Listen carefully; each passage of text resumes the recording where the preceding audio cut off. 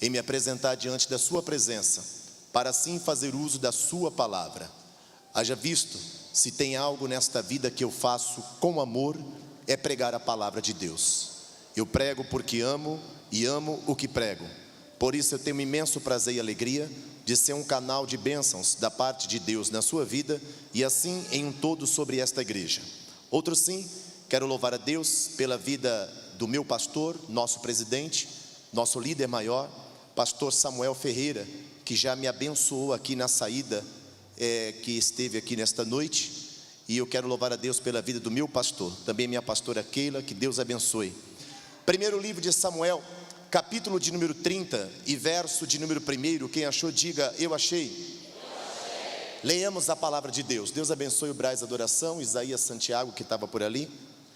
Isaías, 1 Samuel capítulo 30, verso 1 diz assim: chegando Davi e os seus homens ao terceiro dia a Ziclag, já os amalequitas com ímpeto tinham dado sobre o sul e Ziclag, e tinha ferido a Ziclag, e a tinha queimado a fogo, tinha levado cativa as mulheres e todos os que lá se achavam, tanto grandes como pequenos, a ninguém mataram, tão somente levaram consigo, e foram ao seu caminho.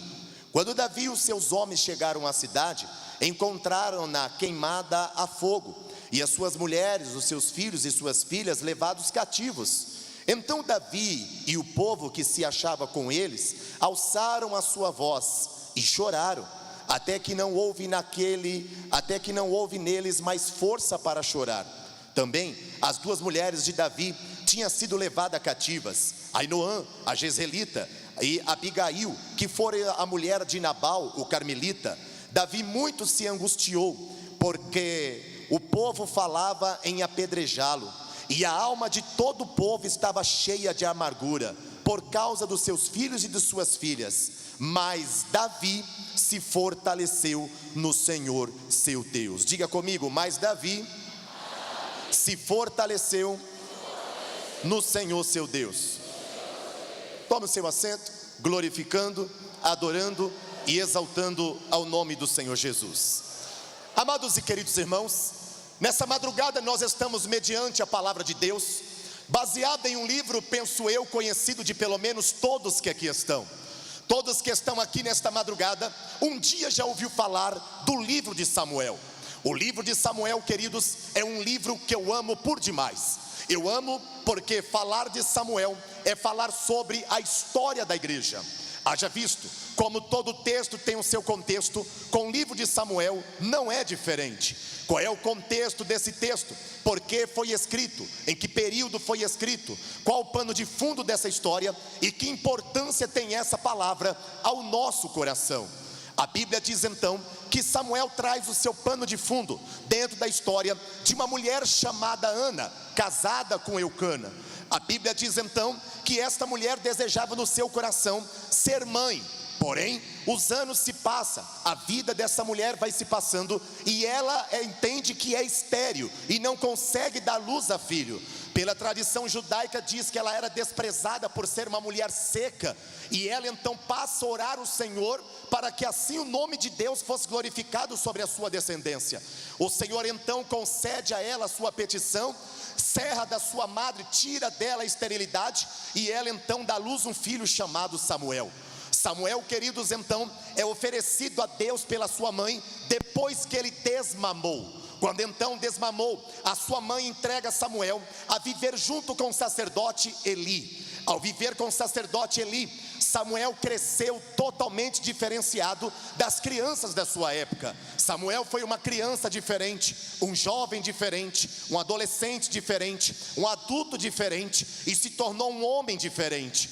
A prova disso é que quando Samuel se dá por homem, Deus colocou Samuel como o último dos juízes e o primeiro dos profetas após Moisés. Diz o texto sagrado que Samuel então assumiu uma importância tão grande que Deus então deu a Samuel a graça de escrever histórias sagradas.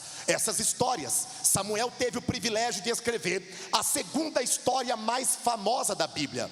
A primeira história mais famosa da Bíblia é a história de Jesus Cristo Nazareno. A segunda história mais famosa da Bíblia é a história do homem chamado Davi. Davi então tem a sua história contada por um homem chamado Samuel. Desde quando Deus disse para Samuel: enche o teu vaso de azeite e vem, vai até a casa de Jessé o belemita, porque dentre os seus filhos aprouve eu escolher um para ser rei de Israel. A história da Bíblia diz que Samuel então conta a história de Davi. Enquanto ele era pastor de ovelhas, quando seu pai o desprezou e mandou ele para o campo para cuidar de ovelhas. Como também conta a história de Davi, depois que ele agora recebe a unção de rei. Quando Davi então recebe a unção de rei, observe o que está escrito. Davi, ele é ungido rei, mas ele não assume o trono. Davi, ele vive parte da sua vida rei sem reinado. Diga comigo, rei sem reinado. Observe o que a Bíblia diz: rei sem reinado foi o período da história que Davi então guerreou e travou as suas batalhas. A unção de rei estava sobre ele, mas ele não assumiu o trono em respeito a Saul, que ainda estava no trono. Diz o texto sagrado que Davi então trava as maiores batalhas da sua vida. Há um comentarista bíblico histórico que diz que a bandeira de Israel, ela tem uma estrela de Davi no meio, conhecida pelos mais eruditos como Mag-Davi. A Mag-Davi é a estrela de Davi no meio da bandeira de Israel. Haja visto que os historiadores expressam que a bandeira de Israel, que leva a estrela de Davi, ela tem um significado. A estrela de Davi, se você observar, é um triângulo com a base embaixo e a ponta para cima. A segunda parte é um triângulo com a base em cima, com a ponta para baixo. Um historiador expressa essa história e ele diz assim: a base do triângulo embaixo representa o homem à procura de Deus. A base do triângulo em cima representa Deus à procura do homem. A junção do homem com a junção de Deus fez com que Davi vencesse todas as suas batalhas, e por isso Davi é conhecido como a estrela de Davi. A história diz que Israel então venceu todas as batalhas que Davi travou. Davi então, queridos, guerreou as pelejas de Israel, guerreou as batalhas de Israel. E diz o texto sagrado, conforme Davi ele pelejava e guerreava, a vitória já estava sobre o lado dele. Israel cantava Salmo 20 antes da batalha, dizendo que Davi venceria. Israel cantava Salmo 21 depois da batalha, dizendo que Davi venceu. Quando isso acontecia, Davi então trava uma das maiores batalhas da sua vida. A batalha de Davi, ela travava então, queridos, com um homem chamado Golias. Golias, o gigante de Gate, da terra dos filisteus. Quando trava essa batalha, a Bíblia diz que Davi venceu Golias, e a fama de Davi correu pela terra. Conforme a fama de Davi corre pela terra, as mulheres de Israel, que recebia Davi quando ele voltava da batalha, recebia Davi dançando, recebia Davi pulando, e no meio dos seus cânticos, as mulheres cantavam a seguinte frase: Saul matou seus milhares, Davi porém os seus 10 milhares. Quando o seu louvor exaltava mais a Davi do que a Saul, Saul criou inveja no seu coração. A Bíblia diz que Davi então passa a perceber que Saul tentava tirar a sua vida. Saul passa a perseguir a Davi. Ele lança uma lança contra Davi por 2 vezes, na ânsia de tirar a sua vida. Davi se desvia da lança, e a força foi tão grande que a lança crava na parede. Davi entende então que o seu Senhor queria tirar a sua vida. Ele bate em retirada então daquela cidade, e Davi vai passando por muitas cidades da terra. A história da Bíblia expressa e nos diz, queridos, que Davi passou por muitas cidades. Entre elas, Davi passa em Ramá, na casa de Samuel. Davi passa na casa de Jonatas. Davi passa por uma terra chamada Ezel. Davi passa em Nob. Davi passa na casa de Amaleque. Quando isso acontece, Davi vai na sua fuga, fugindo de Saul. Saul perseguindo Davi e Davi fugindo de Saul. Até que Davi agora, ele chega em um lugar. Davi cria uma distância de Saul, porque de disse assim: só tem um lugar que Saul parará de me seguir. Eu fugirei para a terra dos filisteus, e lá Saul não vai me seguir. Davi então foge para a terra dos filisteus, e quando chega lá nesse caminho, Davi encontra um rei chamado rei Aques. Quem era o rei Aques? Rei Aques era um rei, queridos, que tinha o seu exército. Rei Aques era um rei que era dono de terras e de posses. Ele então olha para o rei Aques assim: rei Aques, eu estou em fuga de Saul, que está tentando tirar a minha vida. Pode você me dar uma terra para morar? Eu estou com 600 guardas, 600 homens de guerras, treinado pelas minhas próprias mãos, homens de batalha, homens valentes, e eu preciso de moradia. O rei Aques então disse assim: Davi, eu tenho uma terra para te dar. O rei Aques então, ele deu a terra de Ziclag. A terra de Ziclag, ela foi então dominada pelo rei Davi, que até então não era rei por ordem ou por posse do reinado. Quando Davi então entra naquela terra, Davi então toma conta de Ziclag. Davi levanta 600 homens de guerra. Aos seus 600 homens contrai famílias. As famílias se desenvolvem na cidade. As mulheres têm filhos. Os filhos e as filhas nascem. E quando acontece, cerca de 1 ano e 4 meses depois, Davi então, ele olha para o rei Aques e diz assim: escolhe a direção que você escolher ao sul, e eu pelejarei por ti, e pelejarei pela tua casa, pelejarei pelo teu povo. A Bíblia diz que a intenção de Davi era boa, porque o rei Aques tinha dado moradia para ele. Mas diz o texto sagrado que nesse momento, Davi agora, mesmo com o coração solidário para lutar por aquele rei, o povo do rei Aques, os seus príncipes disseram assim: nós não lutaremos com Davi no nosso meio, nós não lutaremos com Davi ao nosso lado. Rei Aques então pergunta: mas por que Davi vence todas as batalhas? Se nós escolhemos a direção, ele vai lutar e nós vamos vencer. E os príncipes de Aques dizem assim: quem é que garante que no meio da batalha Davi não vai virar a sua espada contra nós? Quem é que garante que no meio da luta Davi não vai matar o exército inimigo e vai matar nós também? Não aceitaremos lutar contra Davi. Rei Aques então chega para Davi e diz assim: Davi, os meus príncipes não aceitam a tua presença. Pega os seus 600 homens e volta para a sua cidade. Quando Davi então, sem entender muita coisa, pega os seus 600 homens e volta para a sua cidade, a Bíblia diz que Davi está chegando na cidade de Ziclag. Quando ele chega na cidade de Ziclag, o cenário que ele vê não é mais o mesmo cenário que ele deixou. Davi deixou a cidade edificada, Davi deixou as mulheres em paz, Davi deixou as crianças alimentadas. Porém, quando Davi chega, os amalequitas tinham invadido a cidade, tinha destruído as casas, tinha levado cativo os gados, tinha levado cativo as ovelhas, tinha levado cativo as mulheres e as crianças. Tudo estava destruído. O texto que ora nós lemos do capítulo 30 de 1 Samuel diz que 600 homens que estavam com Davi agora, queridos, começam a chorar.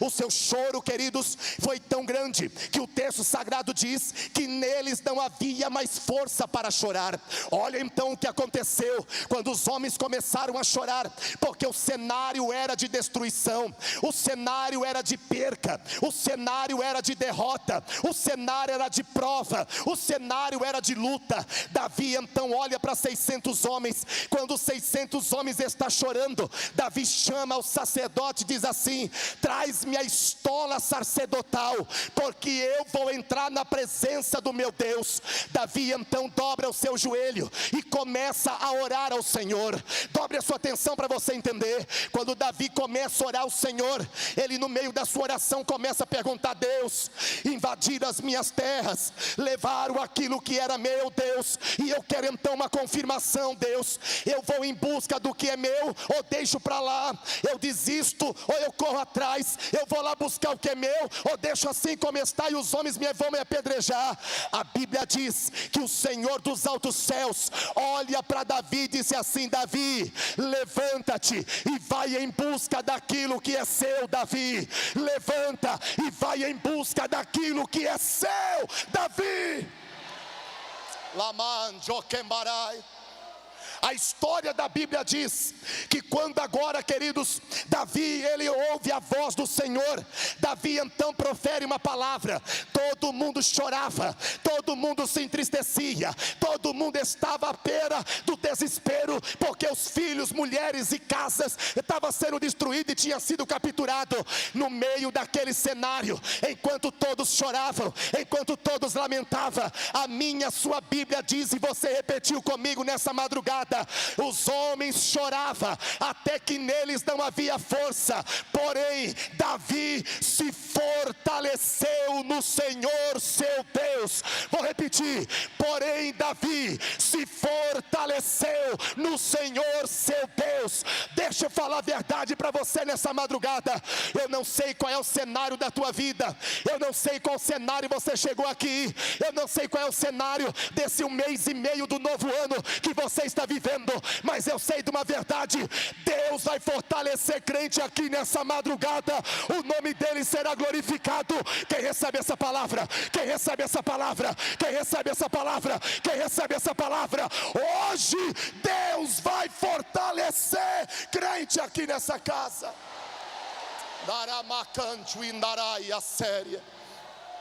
Davi então, ele se fortaleceu no Senhor seu Deus. Pastor Jefferson Mendonça, o que é o que aconteceu? Eu vou te dizer o que aconteceu. A história da Bíblia diz que enquanto todos desanimavam, enquanto todos choravam, enquanto todos sofriam, Davi, ele tomou uma atitude diferenciada. E o que foi que Davi tomou de diferença em atitude? Deus entrou com providência na casa e operou efeito reverso na vida de Davi. Ei, vou repetir: Deus operou efeito reverso.